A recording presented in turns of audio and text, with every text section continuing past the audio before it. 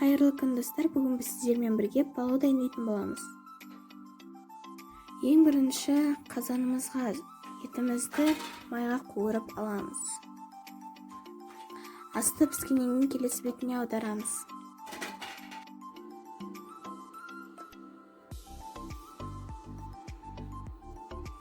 Келесі бетіне аударып болғаннан кейін етіміздің асты піскеннен кейін етімізді бір ыдысқа салып, келесі кезекте пиязымызды майға қуырамыз.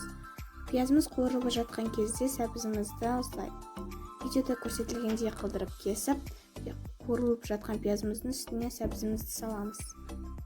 Сәбізімізді салып болғаннан кейін бағанағы етімізді, яғни қуырып алған етімізді саламыз. Содан кейін бір кесе күрішке 2 кесе су құямыз. Суымыз қайнағаннан кейін тұзымызды қосып аламыз.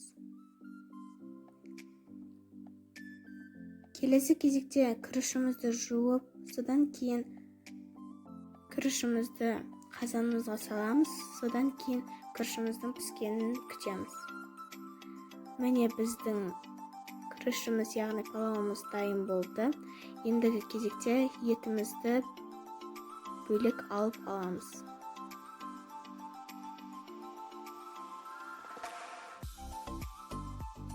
Пловымызды, яғни палауымызды араластырамыз, содан кейін ыдысымызға салып аламыз. Міне біздің палауымыз дайын болды. Егер бұл видео сіздерге ұнаса, лайк басып, подписаться етуді ұмытпаңыздар.